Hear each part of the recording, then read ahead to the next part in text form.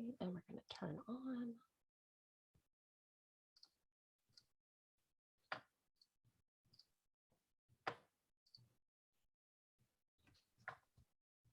Okay. Oops.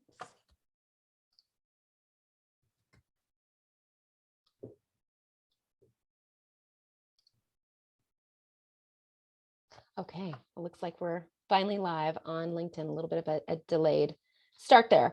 Welcome everyone. This is GoGoLearn. My name is 𝗂𝗏𝗄. I'm founder and CEO of GoGoDone, a community for entrepreneurs and the entrepreneurially minded. And today in GoGoLearn, I'm bringing you, is your LinkedIn profile ready with Orly Zeewy? So really excited to have Orly as a guest here. A little bit about her before we get started. If you've got a brand, you need Orly. She has written about it. She speaks about it. She's an educator. She can take your brand from wherever it is right now through the roof. So she builds the DNA of startup brands.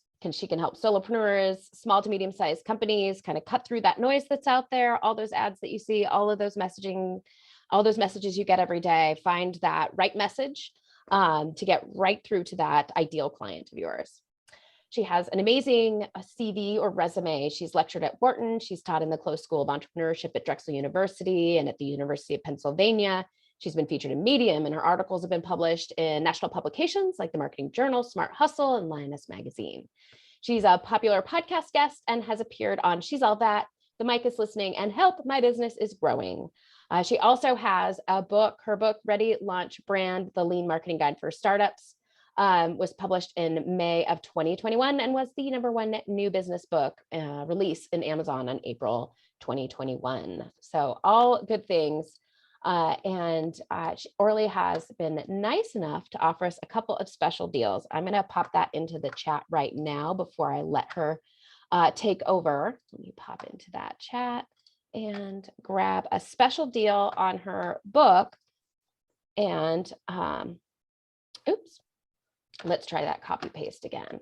She has a special deal on her book for 20% off for anyone who attends this session.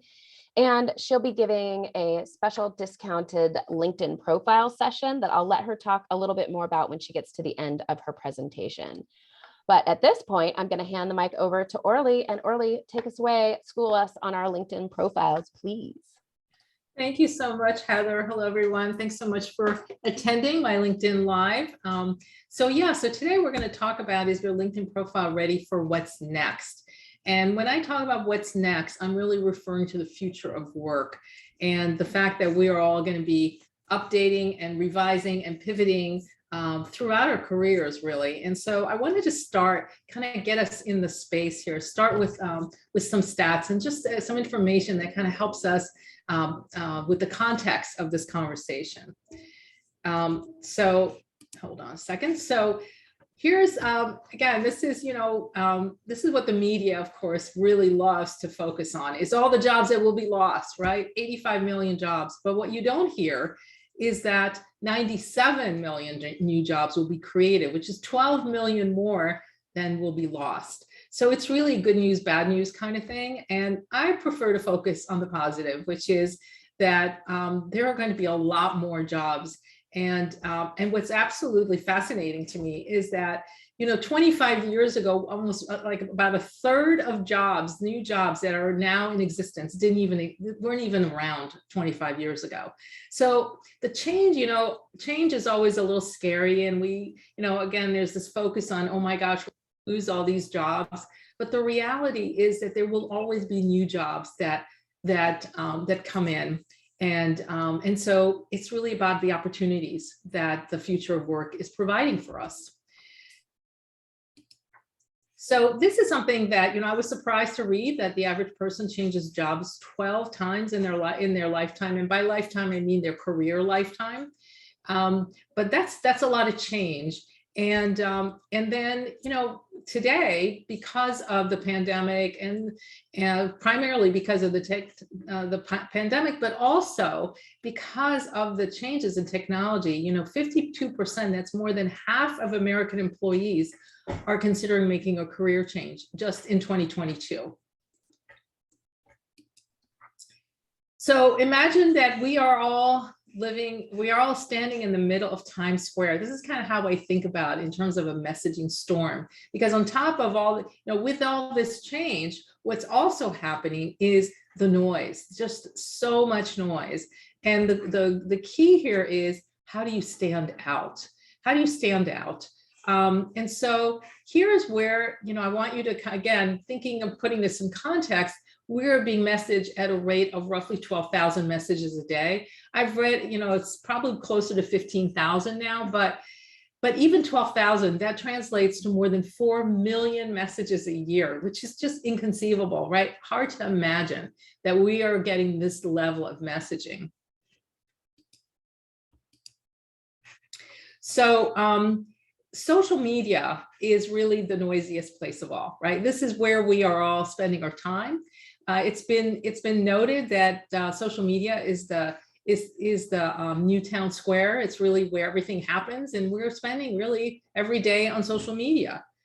And the numbers are pretty amazing, right? So this is just to give you an idea of how crowded this is. So every day, globally, we are watching nearly 5 billion YouTube videos. That's every single day, and every minute, 300 hours of video is being uploaded on YouTube.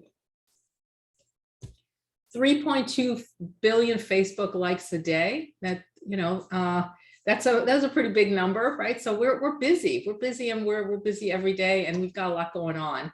So 3.2 billion Facebook likes a day, and 1.6 billion on Instagram. The other stat that just absolutely blows me away every time I read it is that every time you refresh your Twitter feed, 6,000 new tweets are being downloaded. That's 6,000 tweets every second. So imagine every time you refresh, it's another 6,000. And as a world, we are sending more than 319 billion emails a day. So all this to say that it is noisy, busy, overwhelming, and we are just, saturated beyond comprehension. And the other thing about this that's so important to understand in the context of what I'm going to talk about around LinkedIn is that no one has the time no one has time to figure out who you are. No one has the time to read through complicated messaging or try to decipher, messaging, or try to understand who you are if you don't make it easy for them. So, I'm having some issues. Here we go. My LinkedIn keeps going back and forth, so I apologize. I'm sometimes skipping because strange things are happening here.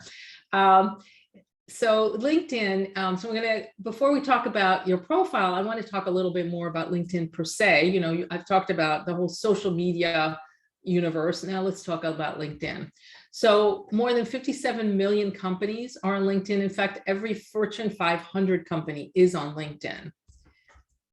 There are 310 million active monthly users. And the important thing about that is the fact that I can't find my original thing. There we go. So sorry. Yeah, I don't know what's happening with my mouse here. So 4 out of 5. So out of those 310 million monthly users, 4 out of 5 are driving business decisions, which is good news if you're on LinkedIn and you've got a profile that's really capturing someone's attention. So this is what the LinkedIn universe looks like, right? So you have, as I said, there are 57+ million companies, but there are more than 690 million professionals on LinkedIn. And as you can see, 65 million are decision makers, which is a lot of people. And you also have 61 million senior level influencers. And the thing that I thought was interesting is that there's 17 million opinion leaders, which means that, when you connect with people on LinkedIn, it's not just about connecting them, it's also about engaging with them. So when you engage with opinion leaders, with thought leaders, or with people who are posting every day and have huge followings, that means that your engagement could potentially capture the attention of someone in their network. And when you consider that the average CEO has 930 connections, that's a lot of people that you can be connected to. Also, if you're looking for a job, 89% of recruiters are finding their candidates on LinkedIn. And if you're looking for work, 80% of your business leads are coming from LinkedIn. People go to LinkedIn first before they go to a website. Now, that does not mean that you shouldn't have a website. You absolutely should, but you want to you're driving traffic from LinkedIn and not the other way around. So let's talk about some practical do's and don'ts about LinkedIn. And I'm gonna break this down in terms of, as you're moving top to bottom on your LinkedIn profile. So the first thing you're gonna see, of course, is your headshot. And hopefully all of you listening in have a headshot, because that's really critical. And of course, you want to invest in a professional one. You want to have a photo that represents your best professional self. And since we're not on Facebook, you really want to show up in a professional manner. After all, would you want this guy working on your project or this guy, right? Pretty obvious, I know, right? And so here's the thing that's so interesting about this. If you notice the guy on the right, obviously, I'm hoping that that's the guy you think is going to be the right guy for your project. You want a headshot that doesn't have a lot of extraneous things. So as you can see, his background is plain. There's nothing going on that's distracting from him. And that's because we want to be able to see you clearly. So a headshot where you're facing the camera, where you're smiling, where you're dressed. You don't have to be dressed in super conservative clothing. You can look the way you normally look, but probably less accessorizing than you normally would. And you don't want like lots of noisy clothes. You want things that are fairly quiet, and you want to focus on the face. So you don't want like hands on your face. You don't want things in the background that are going to detract. So now we come to the headline, which is the next thing. Again, as I'm coming down this profile, and here's the thing about the profile, about the headline, is you need to make it memorable. It needs to stand out. And again, the reason I originally talked about, what's going on in the social media universe, because it's so noisy and there's so much information. And you've got 310 million monthly users. They don't have time to figure out what you do. And so less is more, and being succinct and to the point, and really giving people a sense of who you are, what you do, and who you work with. And that's because it saves somebody the time, because if you're not for them, that's fine too. I've only got a few seconds, right? And so I'm going to show you my profile. I'm going to unpack my profile to kind of show you how I'm approaching this. So for me, this is what I could have said, right? That's about as generic and vanilla and as ho-hum as I could make it as brand consultant. There are thousands of consultants, right? It means nothing because I don't know what, and brand, I may or may not understand what you mean by that. And so even though I do consult, and I do consult on brands, I do other things too. And the focus is not what I do, but what you get. And so what I call myself is a facilitator of light bulb moments. And I do that because if that does not resonate with you, nothing else I write on here will. And I've also found that, just to give you a sense of how important the right title is, I have literally gotten people contacting me just because of my title, who have said, I love this title, would love to connect with you, would love to learn more about what you do. That is the purpose of a title that cuts through the noise, which again, we're back to, this is what you really want. You want something that's going to help people within seconds figure out, is this something I'm interested, yes or no? And no is okay too, by the way, right? This is why we want to stay away from generic, because generic means you're speaking to everyone, which means you're speaking to no one. So the next one is the banner. And the banner is, I believe banner is a really good piece of real estate that should not go to waste. So what you want is, you want to make it count. And to do that, you want to really, you want to move away from the generic. Again, this is, and it's interesting that they use blue, because, blue is also kind of one of those colors that they've actually done studies where the average American, when they were asked what their favorite color was, they said, American adult, they said blue. So it, again, it's a very, there's nothing wrong with it, but it doesn't tell me anything. So my banner is, again, it's what I talk about. It's a noisy world, stand out. And you've already seen it because it's also on my website and it's also on my Twitter feed, because one of the things you want to do is be consistent. It takes people 7 times after they've seen something to actually remember that they saw it, let alone that they remember anything about it. So the more you can, repeat an image that stands for something and that has something to do with what you do and helps people understand a little bit about the world that you're operating in, the better. So this is the whole section, which I call the brand identity section of LinkedIn. And as you can see, now I've added author and keynote speaker, which I didn't have before. And I do that first because I want the facilitative light bulb moments to go with the explanation, which is turning fuzzy ideas into clear messaging that attracts your ideal clients and drives revenue. Now, if you're someone with either a solopreneur, a startup, a small to medium-sized business that's having trouble with your messaging because people aren't getting what you do, or you're attracting a lot of tire kickers, which is, by the way, what happens when you have generic messaging, it sort of creates this idea that you're a solution looking for a problem, and really what you should be is have defined the problem that you're solving for an actual person who has this problem and is looking to solve it.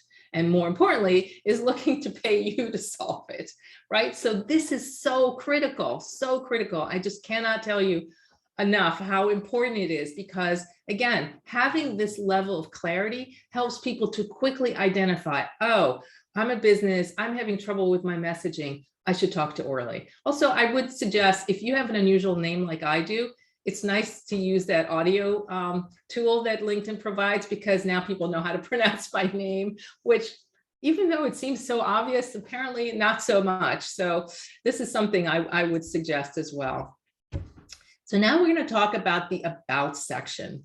And here's the thing about the About section. It needs to be a professional summary. I added personal in there because what I mean by that is it should have your voice, like your voice should come through. If you are looking to work with nonprofits, they like to see that you do volunteering, because that's a big add-on for nonprofits, because clearly they're looking for people who don't mind giving a lot of their time. But for a small business, solopreneur, consultant like myself, you really want to focus on a summary of and give people a sense of what they can expect by working with you. And just remember, your About section is not, and I repeat, it is not a resume. I see this a lot where people literally just do cut and paste from your resume. We don't want to see a list of bulleted items of your skills, right? What's important is not what your skills are, but how you use them to solve a problem.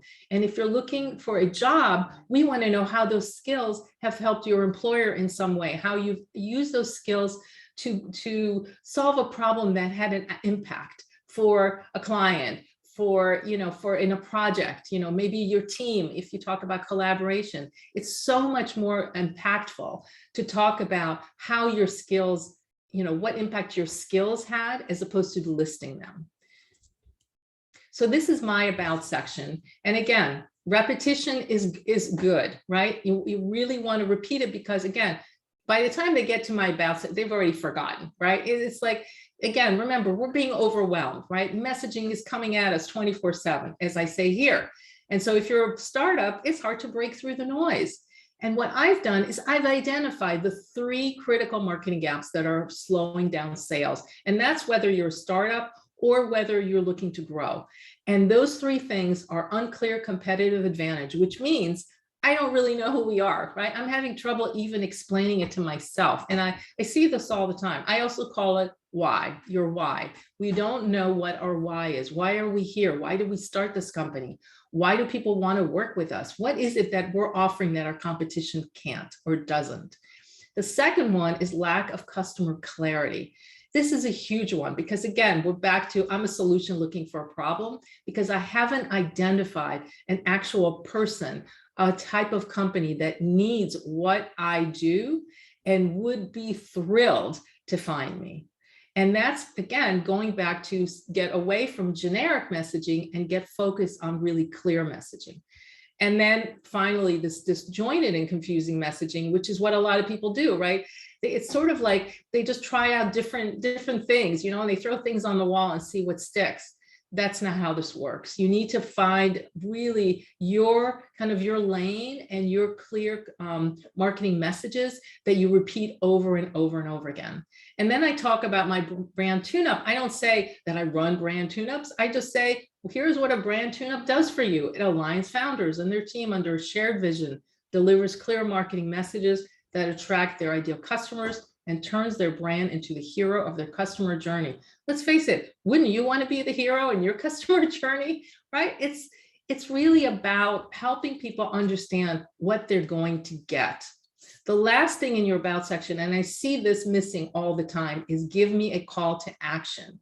You've got me here. If I've read this far down into your about section, I'm probably considering getting in touch with you. Make it easy. Don't make me go back to your title section and look for your contact. No one does that. No one has time, right? We're back to that. We don't have time.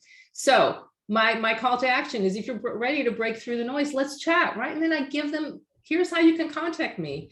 I don't put my phone number. I had it for a long time and I took it down, and I think it's because people then will text me, and I don't necessarily want people I don't know texting me, but I do want people reaching out to me. And then, of course, I insert a sense of urgency, which is something else I want you to consider. What is an urgent thing that's going to get people to want to talk to you? If you have a specific messaging issue that can't wait, you can schedule a complimentary discovery call. A discovery call is really where you tell me what you're struggling with, and we just chat about what's happening for you. So this is the entire thing when you see it all put together. And what I want to remind all of you is that you need to think about this like a story, right? And each section of your profile is a page or a chapter. It's a piece of your story, and altogether it should tell a unified story. The last thing I want to focus here on is recommendations. And the thing about recommendations is, why do we need them? Well, first of all, if you have more than a couple hundred connections and you have no recommendations, for most people, that's a red flag now. We expect that if you have a business, or if you've been an employee and you've had a couple of jobs, you've been able to get recommendations. The other thing about recommendations that's so critical is that it helps people understand what it's like to work with you, and they're getting that information from someone who actually worked with you. And so you want to, and so the idea here is to, you want to ask for the recommendations as soon as you finish a project. If you're an employee, you've been a part of a team and you've done something interesting or different, or you've somehow helped them succeed, that's the time to ask, right? Because that's when it's fresh in somebody's mind. And typically you have a couple of weeks, that's kind of your window, and then people forget, they're busy, they have other things going on. And then you also want to give recommendations. So I have 31 that I've received and 18 that I've given, which is about a 2-to-1 ratio, which is about the right formula. And again, if you have no recommendations, or you only have recommendations, but you've never given any, that also is a bit of a red flag, because you wonder, well, gee, didn't you ever think about, it's not just about getting the love, it's also about giving the love. So my question to you, where I kind of we're wrapping up here, is your LinkedIn profile with them ready, right? Because at the end of the day, even though I know it's your profile, it's really what's in it for someone else. What's in it for somebody who lands on your profile and sees what you do and says, geez, this is something I could use. And so if you focus it too much internally on me as, oh, I'm so amazing, I've done these great things, people have said, whatever, it feels more about you and less about what you can do for me. And so that's kind of when I say, is your LinkedIn profile with them ready? That's really what I'm talking about. So one of the things I want to kind of, so I actually have, whoops, I had something else. Oh, sorry. Once again, I don't know why it's skipping. So I apologize. I know we're kind of used to technology blips. Thank you, Heather. So I want to leave you with, this is an exercise you can do yourself to rethink your title. I want you to write this down. I help the type of company do something. So, it's think about who do you help? Is it teams? Is it nonprofit boards? Is it within a company? Is it a certain department? Is it a certain kind of project? This is what I want you to get really clear on that. And then I want you to think about the result, right? So, I've already presented to you kind of where I am with this, but this is something that each of you can do and take away today and begin to think about your title, because this is really the beginning stage of making sure that you are cutting through the noise. And with that, like I've already said this part, the 𝗂𝗶 ready. So hopefully I've helped you get your profile 𝗂𝗶 ready. And now I'm going to open it up to questions. And while you're putting in your questions, I'm going to share with you the couple of gifts that I have for today, and then I'll answer your questions. So you can, as Heather said, you can book a 30-minute LinkedIn reboot, and in that reboot, I will help you come up with finalize your title, come up with a title. If you don't have one that really is working with you, I will help you with your banner, give you recommendations, maybe a direction for that, and also a framework for your about section. And as a gift for everyone who's on here today, I'm offering a 20% discount through March 21st. So typically a 30-minute reboot is $250, but through next Monday, it will be $200. And here's the link that you can schedule with me. And then if you're not ready for a LinkedIn reboot, you can order my book. This is the link. My publisher Routledge is graciously offering a 20% discount. And when you go onto their website, when you're at checkout, just put in the code FLA22 and the 20% discount will automatically be deducted. And if you're not ready for either of those things, no worries. I hope that you will still connect with me on LinkedIn. Here is my LinkedIn, the link, and I know that Heather is going to be putting that in the chat too. And Heather, do we have questions popping up? Just one big question asking about hashtags, both in the headline and in the about section. Yes. Oh, thank you. That's an excellent question. So the thing with hashtags is, there's sort of a rule, a kind of a informal rule of thumb that you don't want to do more than 5, because you don't want this thing to just be a big hashtag soup. You also, one of the things I would suggest is to take a look at what hashtags are trending in your industry. And then you want to, it's like with SEO, right? Part of SEO is you want to use the language that's in your industry. So since I talk a lot about startups, I tend to put a hashtag in front of startups, entrepreneurs, anything around the work that I do. So, but you want it to feel organic. You don't want to just kind of throw in a bunch of hashtags. But that's what I would do. I would say the first step is to find out, if you don't know already, what are some of the trending hashtags in your industry. Excellent. And I will just add, from my own experience, LinkedIn will recommend hashtags for you often when you're drafting a post. I've looked up some of those hashtags and some of them have 0 followers. So research those hashtags and make sure that there are actual followers to those hashtags and you're not wasting that screen real estate. Yeah, very good point, Heather. I've actually started putting a hashtag around the title of my book. And so now, and the other thing that I've started doing is I put a hashtag in front of my name at the, as a separate thing. That way that when anybody is clicking on any of my posts, they'll be able to see all of them. So that's just a nice little, just an added thing that you can do. So I'm going to close out of my, should I stop the share too? Go ahead. Yeah, so let me stop the share. And then, let's hear if are there any other questions? I think that does it, at least for our time slot. I want to save our last minute for thanking you for coming and speaking with GoGoLearn. Again, links are in the chat. And if you haven't already, following Orly on LinkedIn is a great way to get more of this wonderful wisdom in your feed on the regular basis. So, and I love to have folks follow and connect with me if you want to see any further and be notified of any further GoGoLearns. We do have another one coming up next week as well. So thank you so much, Orly. Oh, thank you. And I see, thank you, Kathy, who put a nice comment in the chat. Really appreciate that. Wonderful. All right. Thank you, everyone. Bye-bye. Thank you.